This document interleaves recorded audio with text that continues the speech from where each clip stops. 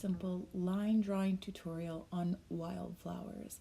I draw a lot of florals in my work and in my sketchbook, and I just want to share with you my process of how I draw these particular flowers.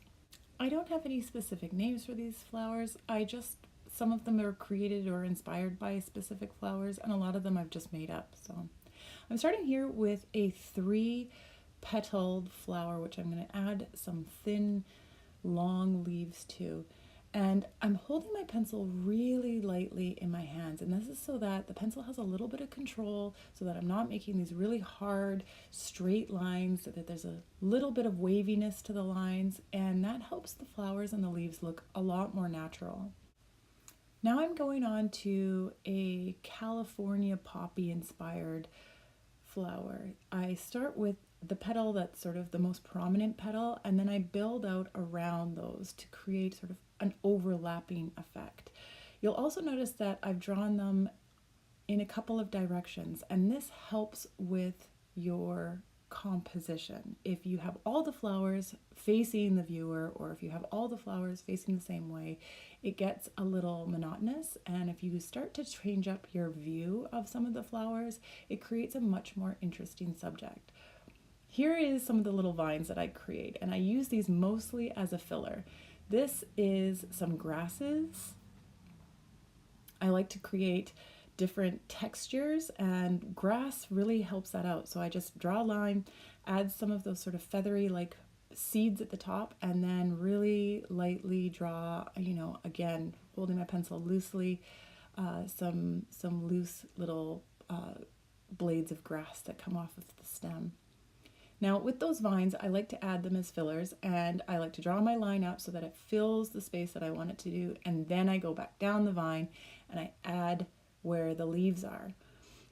By creating, again, a variety of different shapes and sizes to those leaves, you create a more interesting composition. This flower here is inspired by, a lotus and a water lily, spiky petaled flowers that sort of start really clustered together at the beginning, and then they really unfold as they go outwards. I ended up simplifying this flower at the end and removing some of those petals. This is a small bud of the same similar flower where I'm just creating those petals closer together to create a bud. This flower is inspired by a Cosmo or a Clematis flower, which is a very open-faced or flat flower, which is why I am drawing it facing the viewer. It has quite a few petals, and they all open up really broadly and expose the middle of the flower quite nicely. The middle stamen are quite short, so you're going to just draw really small little circles to represent those stamen and the texture of the center of the flower. You may notice that I draw these lines along the edges of the flowers, and that's to show that there's 3 dimension to the form of the petals, and to give the impression that there's a little bit of curl to the petals. Now here I'm a little bit off screen, and I apologize for that. I'm creating almost a bulb-like flower, and those bulbs really need to have the impression that there is a roundedness to the edge where the small little flowers are blooming, but you also want to show some of the stems that lead to that flower. And I drew a second one that had just a different perspective to it. Now here I'm doing some filler with some larger leaves. I'm just drawing my line up and choosing the negative space that I want my leaves to be in, and then filling in with some larger leaves. Again, creating variety in my composition. I'm also adding some more stylized looking veins to these particular leaves, less natural. Now up next is a new floral that I'm trying out, and that is small little blossoms on branches. Now I map out where I want my initial cluster of flowers to go, and then I fill in with my branches to both the petals and the florals, as well as continuing up and adding more as I go along. Now, one tip that an art teacher gave me one time in a painting class was to draw your branches or your trees or anything nature inspired from the direction that it grows. So drawing upwards or outwards for branches just helps make it look more natural. Now here I'm doing a more stylized looking rose. I start with that first petal and then I build outwards the outward petals and then follow up with some really loose lines for the center, going over those to give them a bit of a thickness when I do the inking. These are some different leaves.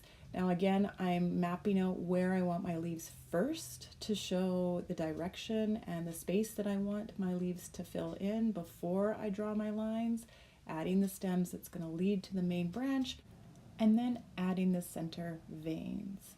Next, I'm going to be creating these pod-like flowers, and I just do a really simple line up from the ground, and then I fill it in with a really loose semicircle oval like shape. Again, just switching up the shapes and creating a diverse composition.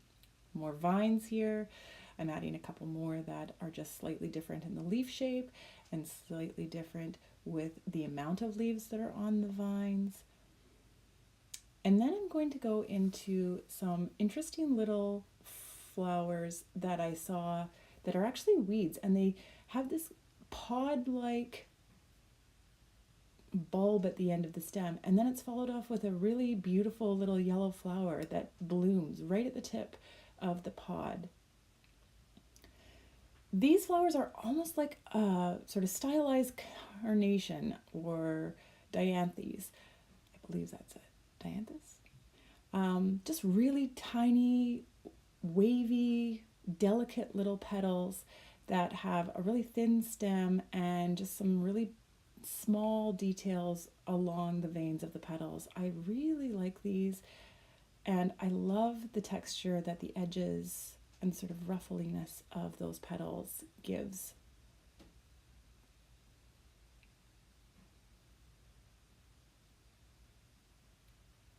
Couple more vines just to fill some space.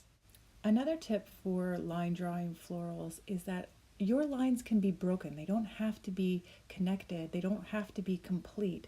And that can help with the final look of some of your florals. And this is again another very stylized looking flower. It has 3 simple C-shaped broad petals, and I'm filling those in with just a little bit of details along the edges and some stamen in the middle, just some dots with some lines leading out from the center toward the edges. You'll also see that I drew completely over where the vine was. This is one of the things that I do as I draw because I can always go back and erase the things that I'm covering up, and then that's giving me some depth in my drawing. I wanted to add another flower down here, and I thought I should do another view of those similar looking roses, again starting with that middle petal, building from the outside, working my way into some thinner loose lines for the center.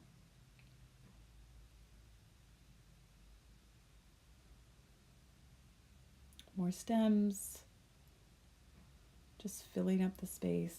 And that's it for the pencil drawing. I went on to ink it in Sharpie afterwards and erase all of the pencil lines, and I'm very happy with the final results. I hope you enjoyed this tutorial and that you will add some of these florals to your sketchbook or your drawings in the future. Thanks so much for watching.